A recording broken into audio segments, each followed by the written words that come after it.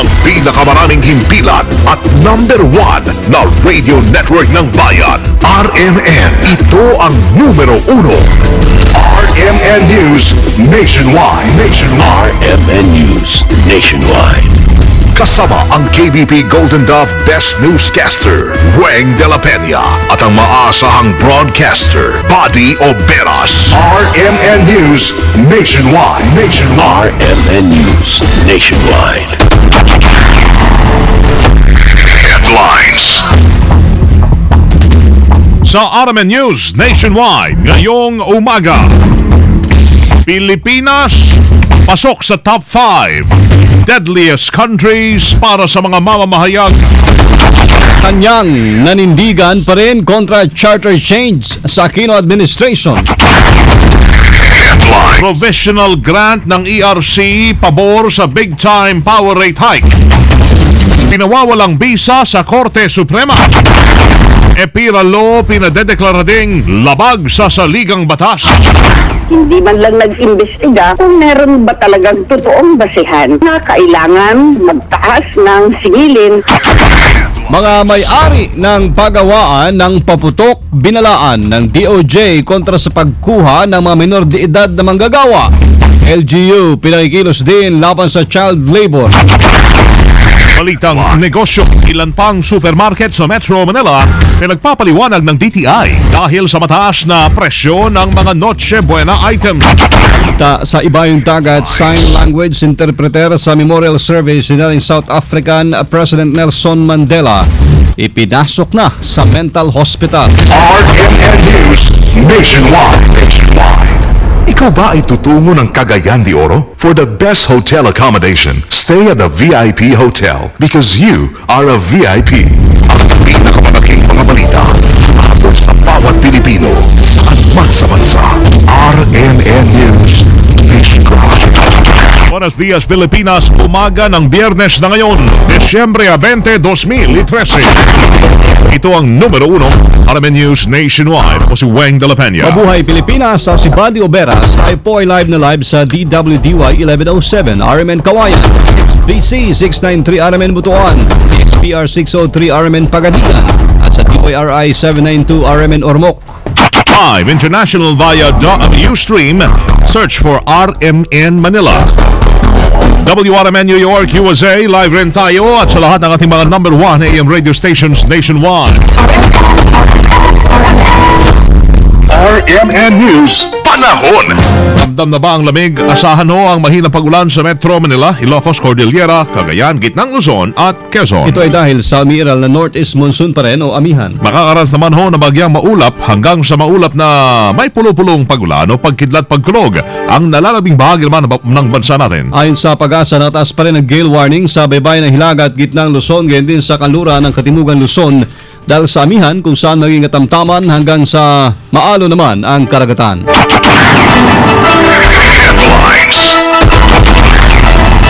Pasok ang bansa ho natin, Pilipinas, sa 5 deadliest countries para sa mga mamamahayag ngayong taon.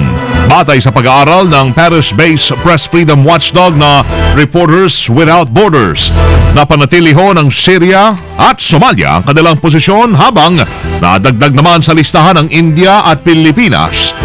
Dahil sa damihan ng kaso ng media killing sa Pinas at India, ay napalitan nito sa pwesto ang Brazil at Mexico. Ayon pa sa Reporters Without Borders, ginawa nilang basehan ang talamak na pag-atake ng mga riding in tandem sa mga miyembro ng media dito sa Pilipinas. Paliwanag pa ng Reporters Without Borders, naging kasangkapan na ng mga kriminal dito sa Pilipinas ang motorsiklo sa pagpatay sa mga journalists, pagnanakaw at iba pang krimen. Lamig ang Malacanang sa plano ng Kamara na amyendahan ang 1987 Constitution na magkaroon ng charter change sa susunod na taon. Ayon kay Communications Secretary Herminio San Nicoloma, ilang beses nang sinabi ni Paulo Aquino na wala itong balak na amyendahan ang saligang batas. Dagdag pa ni Coloma, inaanunsyo na rin ng Pangulo na magpunta ito sa Korea nitong Oktubre. Ang pahayag ni Coloma ay kasunod na rin ang statement ni House Speaker Feliciano Belmonte na ipaprioridad nila sa susunod na taon ang pag-amenda sa saligang batas ng bansa. Pero sa kabila po ito, nagpakita naman ng suporta hinggil dito ang Senado. Ayon kay Senate President Franklin Drilon, bukas sila sa balaki ng Kamara kung saan dapat itong pag-usapang mabuti ng mga mambabatas. Kongreso tiwalang maraming susuporta sa Chacha sa pagsusulong nito sa susunod na taon. Kasama natin sa Balita Konde Bata. RMN Report!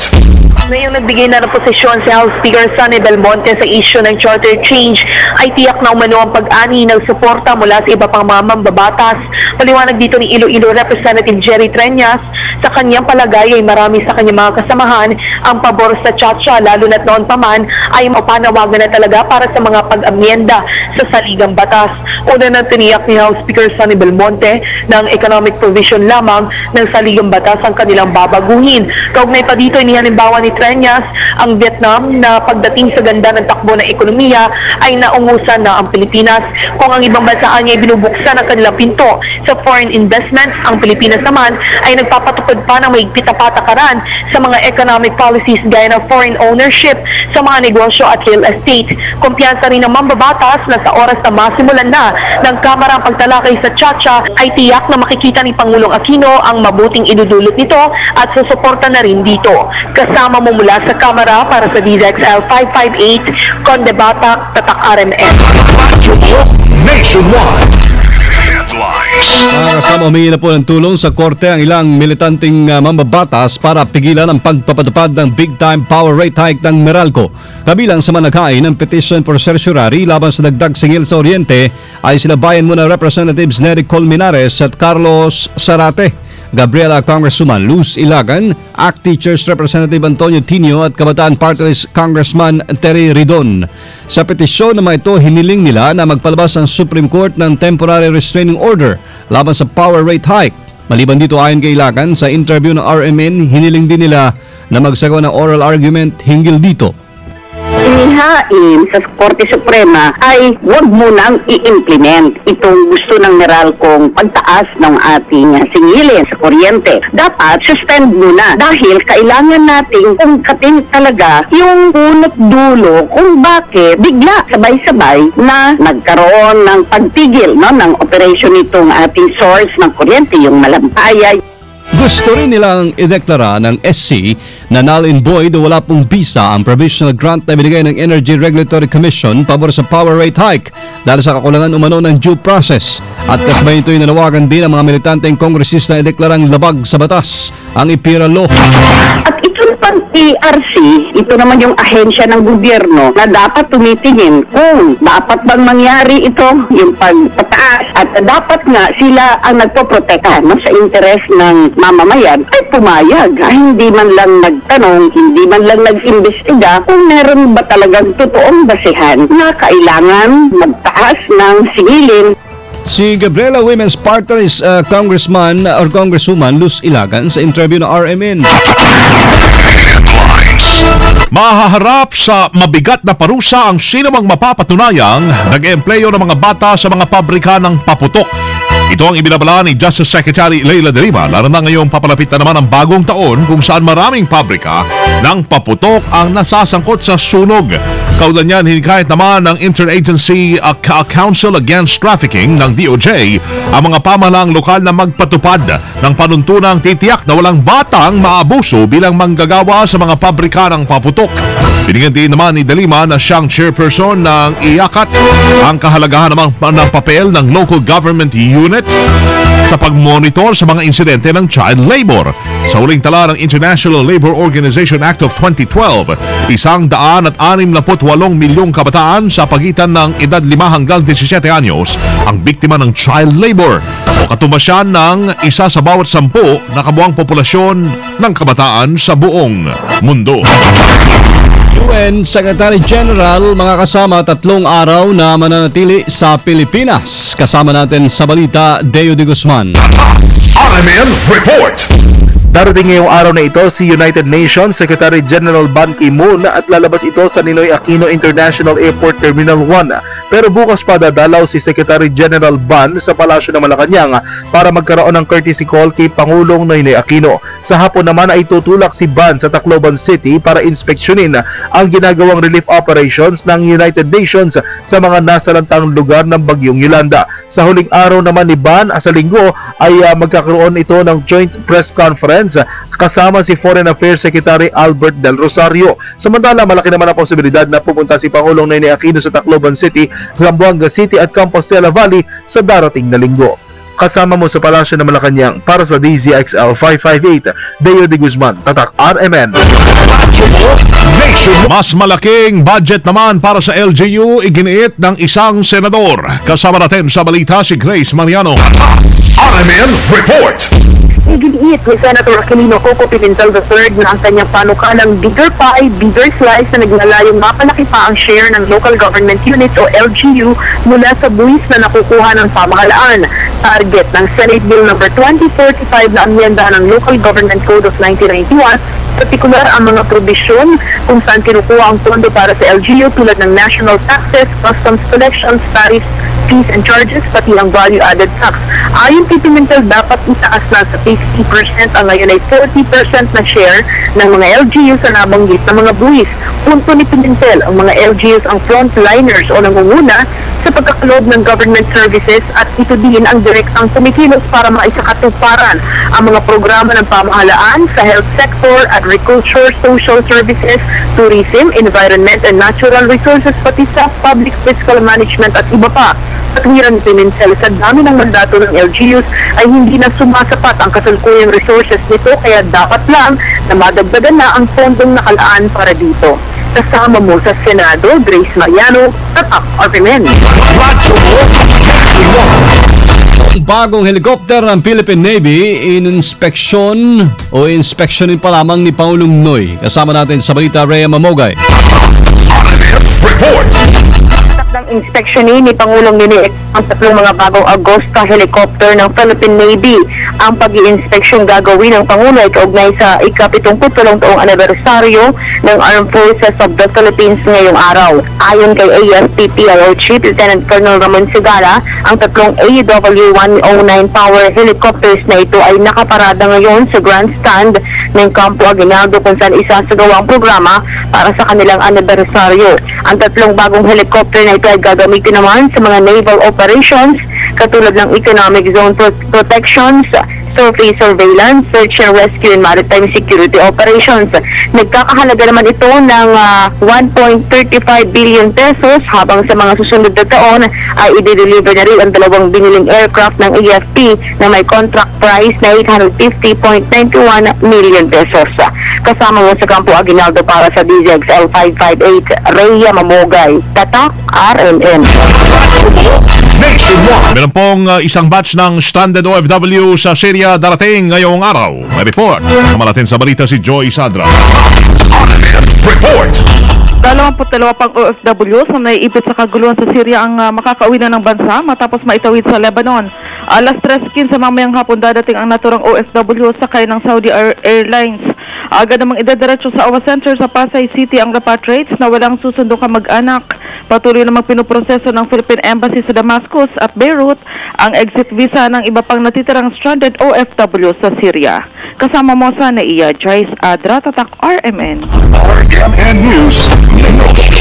Mga kasama, 4 pang supermarket sa Metro Manila ang pinagpapaliwanag ng Department of Trade and Industry sa pagbebenta ng Noche Buena items sa mas mataas na halaga. Kabilang dyan sa mga supermarket na yan ang Landmark Supermarket sa Makati City, Super 8 sa Shaw Boulevard, Mandaluyong, Evergotesco Supermarket sa may Ortigas Extension at Rostan Supermarket sa may Shangri-La, Mandaluyong. Napagalaman na mas mataas pa sa SRP o Suggested Retail Price ang dagdag singil ng mga nasabing supermarkets na umaabot sa halagang mula sa 50 centimos hanggang 21.25. Ilan lamang sa mga produktong tulad ng Noche Buena ham, sandwich spread, fruit cocktail, tomato sauce at iba pa ang higit sa suggested retail price ang binibenta sa mga nasabing supermarkets. Tiniyak ng DTI na hindi daw sila magpapabaya para protektahan ang mga consumers ngayong Kapaskuhan. RMN News Abroad. Tuluyan ang inadmit sa mental hospital yung sign language interpreters na nagserbisyo sa memorial service ni global icon Nelson Mandela.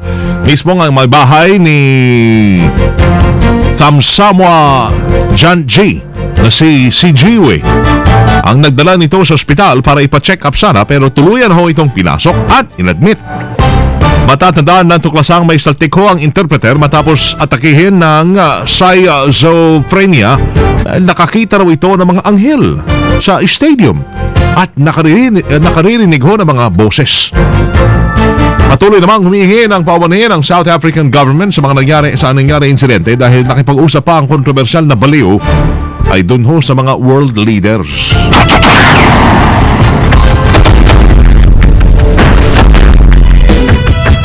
Mga kasama live pa rin mula dito sa RMN News Center sa Makati City, Metro Manila, Philippines. Inyo po narinig ang numero 1 RMN News Nationwide ngayon ay Biyernes na, Disyembre 20, 2013. Sa mga taga Cebu, susunod na po dyan si kasama Attorney Rufil Banyok sa RMN News Diretso Balitang Cebu sa numero 1 DYHP 612. Panoorin ang naging pagbabalita namin ngayong alas 7 ng umaga. Sa YouTube, i-type lamang po ang RMN News Nationwide. Thank you po Lord at tayo po ay nagkasama-sama muli. 5 araw na lamang. Pasko na. Salamat po sa inyo naging panahon sa amin. Sama nyo sa Serbisyo Publiko Wang de la Peña. Buddy Oberas. Dito pa rin, tahanan na may pinakamaraming number 1, pinakamaraming himpilan. RMN. Radyo mo. Nationwide. Live via satellite. Live via satellite. RMN News Nationwide. Nationwide. Dahil sa ayusan Buong bansa sa boses ng balita. RMN News Nationwide. At ang bawat isa ay magsipaghandog ng tanging alay. Ang oras sa alas 7:17. RMN.